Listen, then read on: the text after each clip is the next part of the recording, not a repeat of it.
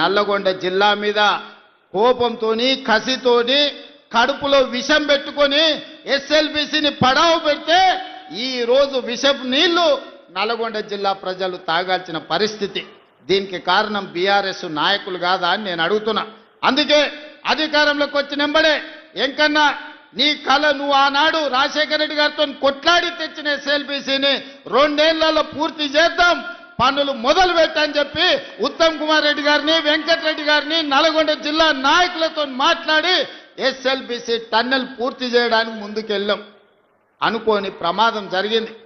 10 ఏళ్ళు పని ఆగిపోవడంతో పనులు చేస్తుంటే ప్రమాదం జరిగి 8 మంది చచ్చిపోయారు. ఏడైనా ఒక మనిషి చచ్చిపోతే ఇంత బాధపడతాం, ఇన్ని కన్నీళ్లు పెట్టుకుంటాం, ఆ కుటుంబాన్ని ఆదుకోవడానికి ప్రయత్నం చేస్తాం. అంతెందుకు ఒక కాకి చచ్చిపోతే 10 కాకులు దాని చుట్టూతో చేరి సానుభూతి తెలుపుతాయి. కానీ ఎస్ఎల్బిసిలో 8 మంది చచ్చిపోతే మామ అల్లుడు బావ బామార్తి దావతులు చేసుకొని ఇక సంతోషపడ్డారు. ఎస్ఎల్బిసి ఆగిపోయింది, ఇక ఆపేయండి, ఎస్ఎల్బిసి కట్టొద్దు, మనుషులు చచ్చిపోయినరని. ఇంత దుర్మార్గం ఉంటుందా? ఇంత కడుపులో విషం పెట్టుకున్నోడు ఇవాళ నల్గొండ జిల్లాలో మున్సిపల్ కార్పొరేటర్లను కౌన్సిలర్లను గెలిపించమని ఎట్లా అడుగుతాడు? నల్గొండ మీద విషం జిమ్ముతున్న బీఆర్ఎస్ వాళ్ళకు, ఎస్ఎల్బిసి కట్టనోడికి, రేషన్ కార్డు ఇవ్వనోడికి, సన్న బియ్యం పంచనోడికి, ఆడబిడ్డలకు ఆర్టీసీలో ఉచిత ప్రయాణం ఇవ్వనోడికి ఇవాళ మిమ్మల్ని ఓటు అడిగే హక్కు ఉందా?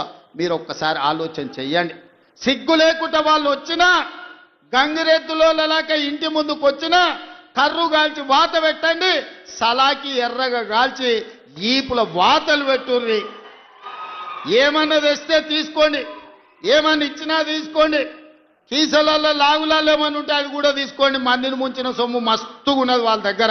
ఒకనొక్కడు ఎకరాలలో ఫామ్ హౌజులు కట్టారు, పెద్ద పెద్ద బెంచ్ కార్లు కొన్నారు, గంజికి గతి లేని వాళ్ళు కూడా.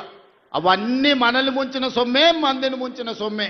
టీఆర్ఎస్ వాడు వచ్చి ఏమి ఇచ్చినా తీసుకోండి, చేయాల్సిన లగ్గం చెయ్యండి. మన అసెంబ్లీ ఎన్నికల్లో ఎట్లయితే మిర్యాలగూడలో 40-50 వేలతోని లక్ష్మారెడ్డిని గెలిపించారో, పార్లమెంట్ ఎన్నికల్లో రఘ్వీర్కి 5,60,000 ఓట్ల మెజారిటీ ఎట్లిచ్చిండ్రో ఇవాళ అదే విధంగా నల్గొండ జిల్లా ప్రజలు కాంగ్రెస్ పార్టీకి అండగా నిలబడండి.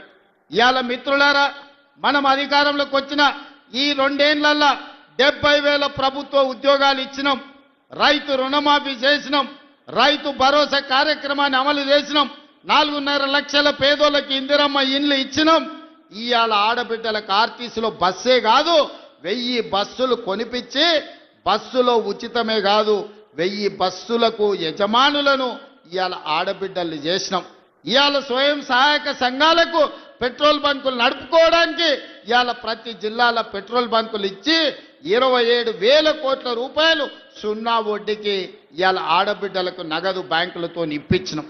ఇవన్నీ కూడా ఎలా సాధ్యమైనాయి అంటే ఇందిరమ్మ రాజ్యంలో పేదల పరిపాలన వచ్చినందుకే సాధ్యమైంది.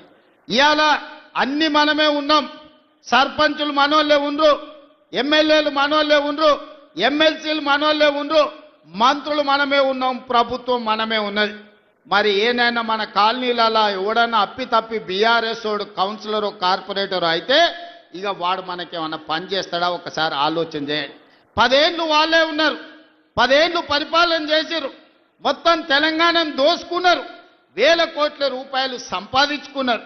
ఆస్తులు సంపాదించుకుంటే పర్వాలేదు, 7 అంతస్తుల మేడలు కట్టుకుంటే పర్వాలేదు, కానీ పెళ్ళా మొగుడు ఫోన్లలో మాట్లాడుకుంటే కూడా ఫోన్లు విన్నారా? ఇంత సిగ్గు తప్పినోడు ఎవడన్నా ఉంటాడా? వాళ్ళ బతుకు చెడా. పెళ్ళా మొగుడు మాట్లాడుకుంటే కూడా జోలి ఇంట ఆడా ఎవడన్నా? జడ్జిలను వదలలే, జర్నలిస్టులను వదలలే, ప్రతిపక్ష నాయకులను వదలలే, పెళ్ళా మొగుడు జోలి వదలలే, సినిమా తారాలు మాట్లాడుకుంటుంటే వాళ్ళను కూడా వదలలే. ఎవడు ఏది మాట్లాడుకున్నా వాని ఫోన్లలో ఏం మాట్లాడుకుంటుండో వీడికి ఎందుకయా?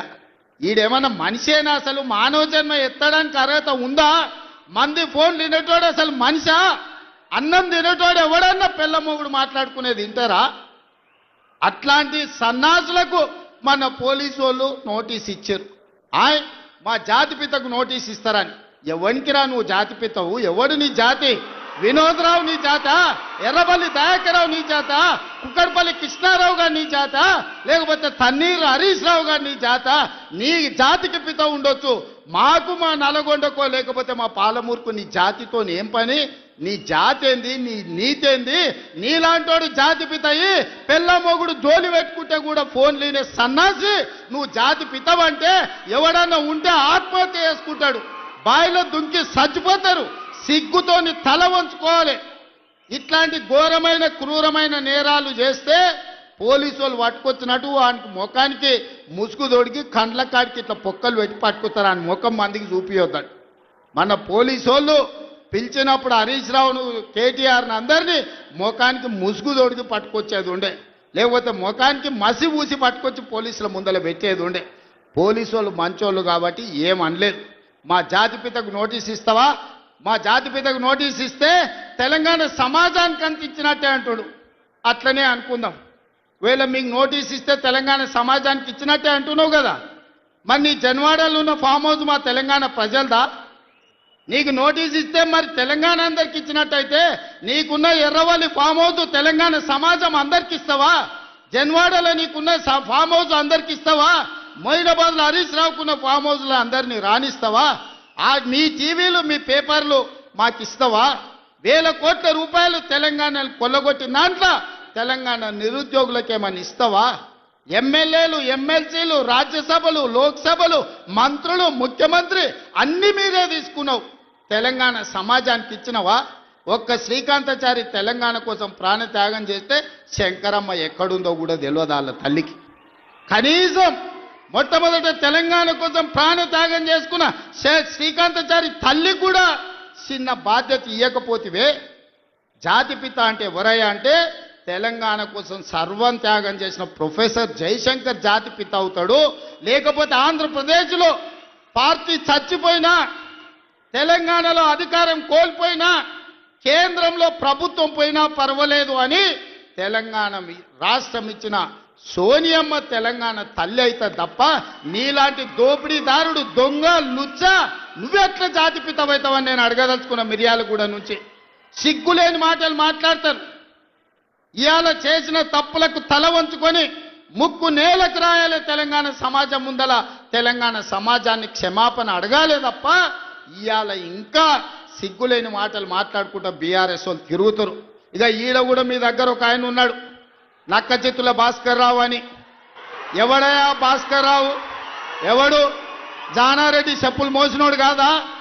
జానారెడ్డి ఇంట్లో నీళ్ళ సీసాలు మోసినోడు కాదా? జానారెడ్డి నమ్మి కన్న కొడుకు తీయకుండా నల్ల నక్క చిత్తుల భాస్కర్ రావు టికెట్ ఇస్తే కాంగ్రెస్ పార్టీ కార్యకర్తలు మీ రక్తాన్ని చెమటగా మార్చి మీరు భుజాల మీద మోసి మిర్యాలకు కూడా ఎమ్మెల్యేని చేస్తే మీ ఆత్మ గౌరవాన్ని తీసుకెళ్లి ఎర్రవల్లి ఫామ్ హౌస్లో కేసీఆర్ కాళ్ళకాడ తాకట్టు పెట్టినోడు ఇవాళ మళ్ళా మీ దగ్గరకు వస్తున్నాడు. గాయన మనకు నాయకుడు. ఒక్కసారి ఆలోచన చెయ్యండి. ఇవాళ ఈ నక్క చిత్తుల భాస్కర్ రావు ఇవాళ మనోళ్ళు నామినేషన్లు వేస్తే బెదిరిస్తుండంట మీరు వాపసు తీసుకోవాలని. చింతపండు అవుతుంది భాస్కర్ రావు, నువ్వు అనుకుంటున్నామేమో. ఈ వేదిక మీద ఉన్న మేము ఎవరం జానారెడ్డి లాగా పెద్ద మనసు ఉన్నోళ్ళం కాదు. చింతపండు అవుతుంది నువ్వు అనుకుంటున్నావో. నీ తెలివితేటలన్నీ కత్తిపెట్టు, పోతావు మళ్ళా ఖమ్మం ఇట్లకెళ్ళ కూడా ఉండవు. నువ్వేదో తెలివితేటలు అనుకొని ఇక్కడ ఉన్నోళ్ళని బెదిరిస్తా. నాకు జానారెడ్డి సార్ తెలుసు, నాకు రఘువీరెడ్డి సార్ తెలుసు, లేకపోతే నాకు సుఖేందర్ రెడ్డి సార్ తెలుసు, ఈపులు వలిగేటప్పుడు అడ్డం వస్తారు అనుకుంటున్నామేమో. ఎవరు అడ్డం రారు. వాళ్ళందరూ నాకు చెప్పారు పలగాల్సిందే చింతపండు కావాల్సిందే భాస్కర్ రావు కానీ. వాళ్ళందరిని అడిగినా ఏం సంగతి అని. ఇక ఏం లేదు, చింతపండు కావాల్సిందే, చింతపండు చేయని చెప్పారు. అందుకే కాంగ్రెస్ పార్టీ కార్యకర్తలకు నేను చెప్పదలుచుకున్నా, ఎవరు భయపడాల్సిన పని లేదు. ఇట్లాంటి నక్క చిత్తులో చాలా మంది వస్తుంటారు. ఈ వినయాలన్నీ మన దగ్గర వనికిరావు. నమ్మి ఎమ్మెల్యేని చేస్తే నాగార్జున సార్ ఉప ఎన్నికలు జానారెడ్డిని ఓడగొట్టడానికి ఇల్లు తిరిగిండు. ఇంతకంటే మోసగాడు ఎవడని ఉంటాడా? ఇట్లాంటి మోసగాళ్ళని గెలవనిచ్చారంటే మిర్యాలకు కూడా గౌరవమే పోతుంది. అందుకే మిత్రులారా, ఈ మున్సిపల్ ఎన్నికల్లో ఈ వేదిక మీద నుంచి నేను ఒక్కటే మాట చెప్పదలుచుకున్నా. మిర్యాలగూడ, నల్గొండ జిల్లాలో ఉండే 18 మున్సిపాలిటీల మీద నాకేం ఆలోచన లేదు, నాకేం రంది లేదు. 100% మీరు గెలిపిస్తారు, నాకు నమ్మకం ఉంది. కానీ రాష్ట్రంలో 123 గెలిచి తీరాలి. ప్రజలకు ఈరోజు సంక్షేమం అందాలి అంటే, తెలంగాణ రాష్ట్రం అభివృద్ధి జరగాలి అని అంటే ఈ 2 ఏళ్లలో తెలంగాణ మున్సిపాలిటీలలో 17,472 కోట్ల రూపాయలు మనం ఖర్చు పెట్టినాం. కేవలం నల్గొండ జిల్లా మున్సిపాలిటీలకు 2,028 కోట్ల రూపాయలు ఖర్చు పెట్టినాం. మీ మిర్యాలగూడ మున్సిపాలిటీలో 295 కోట్ల రూపాయలు నిధుల మంజూరు చేసినాం. ఇవన్నీ మీ సమస్యలకు పరిష్కారం సరిపోతాయంటే సరిపోవు. భవిష్యత్తులో వేల కోట్ల రూపాయలు తీసుకొచ్చి మీ మున్సిపాలిటీలను అభివృద్ధి చేసే బాధ్యత నాది. మున్సిపల్ శాఖ నా దగ్గరనే ఉంది. స్వయంగా నేనే పర్యవేక్షిస్తున్నా. మీ మిర్యాలగూడానికి ఏం కావాలనో, నల్గొండ మున్సిపల్ కార్పొరేషన్కి ఏం కావాలనో, నాగార్జున సాగర్ల ఇండ్ల పట్టాలు ఇచ్చారు, కొన్ని పెండింగ్ ఉన్నాయి. జయవీర్ వచ్చి నాకు చెప్పిండు, ఎన్నికలు అవ్వంగానే మీ నాగార్జున సాగర్లో ఉన్న మున్సిపాలిటీ నందికొండలో ఉన్న ఇండ్ల పట్టాల సమస్యను కూడా ఇవాళ పరిష్కరించే బాధ్యత మన ప్రభుత్వం తీసుకుంటుంది. అందుకే ఇవాళ వడ్డించేటోడు మనోడు ఉన్నాడు, కానీ అడిగేటోడు కూడా మనోడు ఉండాలి. ఎవడన్నా అవతలోడు ఉంటే మంత్రులను అడగడు, మంత్రుల దగ్గరికి ఓడు. మనోడై ఉండాలి, మంత్రుల దగ్గరికి పోయేటోడు ఉండాలి. వెనకటి పెద్దోళ్ళు చెప్పారు, మట్టి పనికి పోయినా ఇంటోడే పోవాలని. మరి ఇవాళ మీ మున్సిపాలిటీలు గెలవాలంటే కౌన్సిలర్లు, కార్పొరేటర్లు మనోళ్ళు ఉండాలి. అందుకే ఆలోచన